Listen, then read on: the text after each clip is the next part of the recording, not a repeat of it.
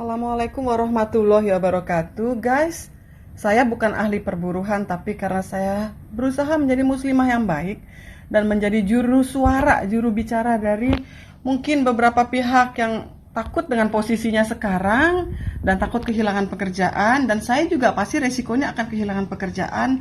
Tapi Allah Maha Kaya, saya hanya ingin ngasih tahu nih, di dalam Undang-Undang Nomor 33 tahun 2014 tentang jaminan produk halal, kan ada pasal 13. Pasal 14 itu dikatakan ketentuan pasal 14 dihapus, hilang. Dan konsekuensinya non-muslim bisa jadi auditor, kan kacau nih, ini urusan halal kok. Nah, ini kalau kita mau lihat kayak apa sih yang dinamakan hilang pasalnya. Sebentar ya guys ya.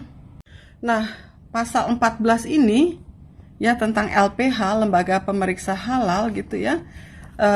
Ini the whole bunch hilang ya, dan khususnya ini ada kata-kata yang mengatakan bahwa yang F ini memperoleh sertifikat halal dari MUI.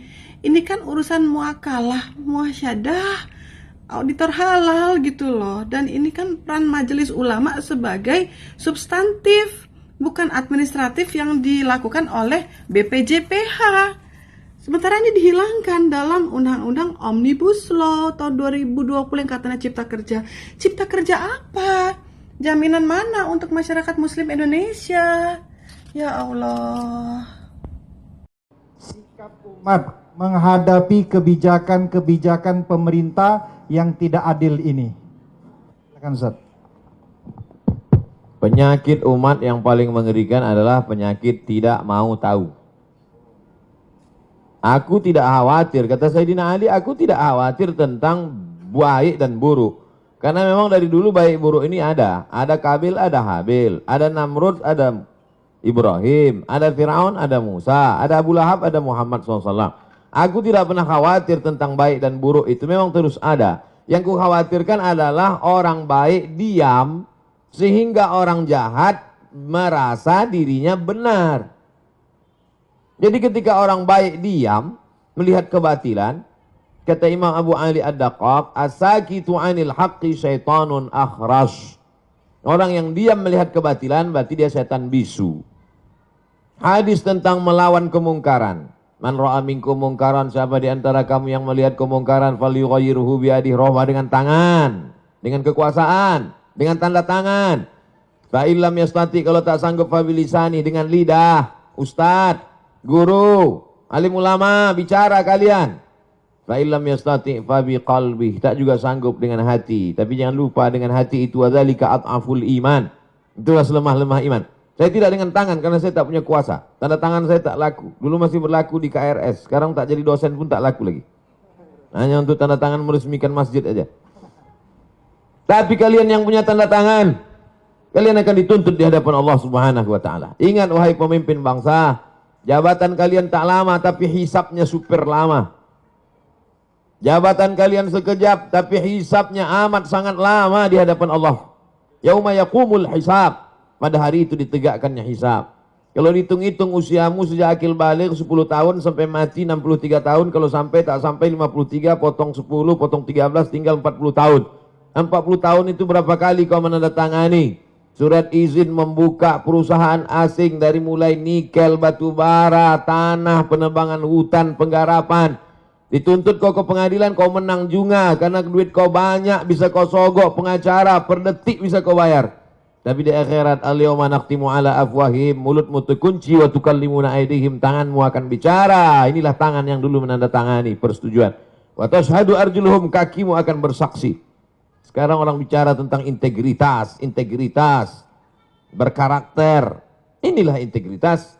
Oleh sebab itu tanggung jawab kita adalah jangan diam melihat kebatilan. Kita negara konstitusional. Undang-Undang Dasar 1945, Pancasila, Negara Kesatuan Republik Indonesia. Maka dalam koridor demokrasi bicara. Kalau tersendat di parlemen, turun ke jalan. Turun ke jalan itu adalah bagian dari demokrasi. Kita bukan negara monarki, tidak lagi di kerajaan Sriwijaya. Kita bukan kerajaan Siak Sri Indrapura. Kita adalah negara kesatuan Republik Indonesia. Apa pesan Bung Karno? Bagi yang tidak setuju, bicara di parlemen. Orang yang duduk di parlemen itu siapa milihnya? Kita yang memilih mereka.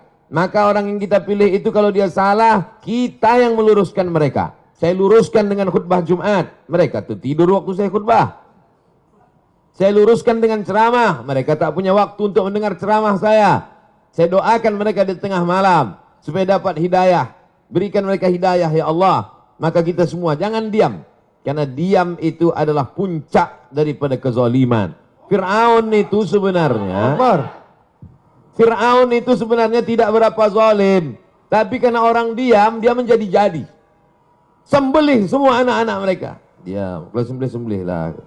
Itu menjadi jadi dia. Inna Fir'auna wa Hamana. 6 kali disebut nama Haman. Haman itu bukan orang bodoh. Haman itu kalau hidup sekarang Profesor Dr. Haman. Cerdas dia, tapi kecerdasannya dipakai untuk menjunjung kekuasaan yang zalim. Umat ini dipuji Allah karena amar ma'ruf nahi mungkar. Kuntum khaira ummah. Kalian umat yang terbaik.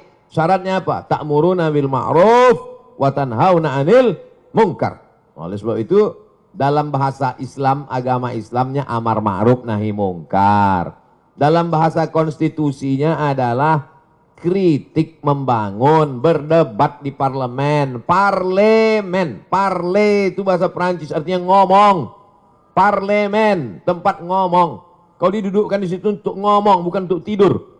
Oleh sebab itu maka habis sudah saya sampaikan. Pekerjaan kan juga menolak ya.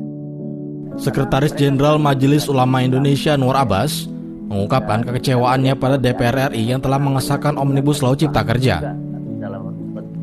Anwar Abbas menilai DPR tidak menjalankan tugasnya sebagai wakil rakyat.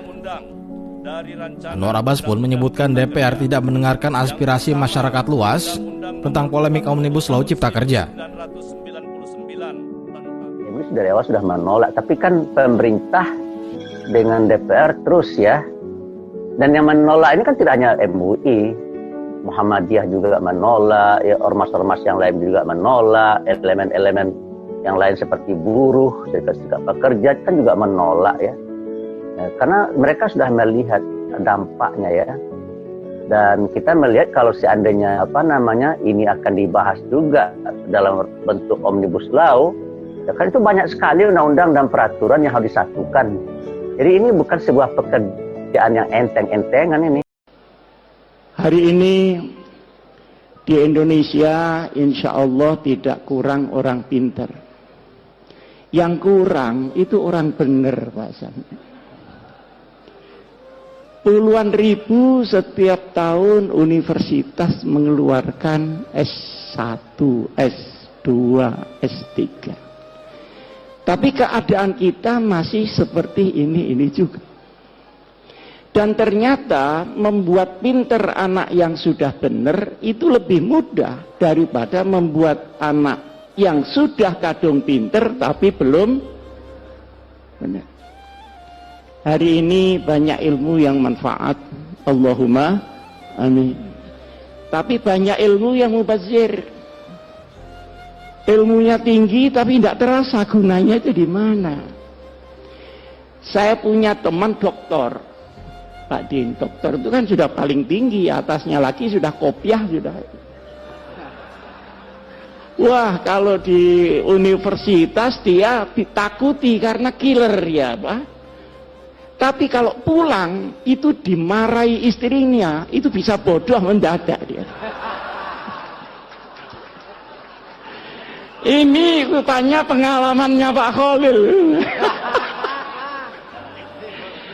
Nah, ternyata ini guyon, tapi betulan. Ilmu yang di otak itu akan goncang ketika goncangan ada pada hati seseorang. Berarti yang tepuk tangan ini berpengalaman pada bidang masing-masing. Pak Din ini hebat ketua Muhammadiyah, tapi di hadapan anaknya mentua nanti dulu. Itu ada resepnya tersendiri. Nah, ini kok terlambat ketawanya gimana? Apa bahasa Indonesianya kurang paham kira-kira? Para hadirin hadirat yang saya muliakan. Dan ada juga orang punya ilmu tapi dia berbuat jahat dengan ilmunya. Banyak hakim diadili. Ada jaksa kok dituntut. Ada polisi kok disidik. Lu ada hansip itu ditangkap. Ada satpam diamankan. Pasti bukan karena ilmu, tapi karena mas'uliyatul ilm. Kerja, saya akan angkat jempol saya akan angkat 2 jempol. Kalau DPR bisa menyelesaikan ini dalam 100 hari.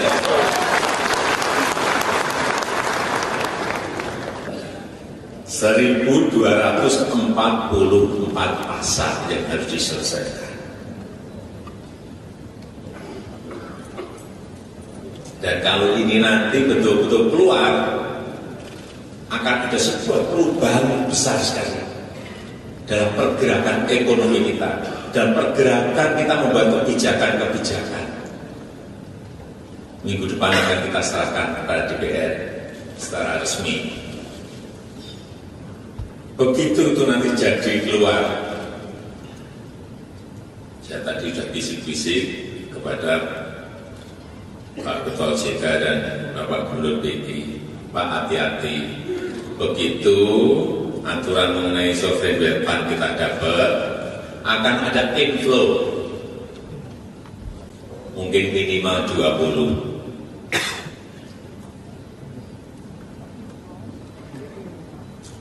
miliar, bukan rupiah, tapi US dollar, 20 miliar.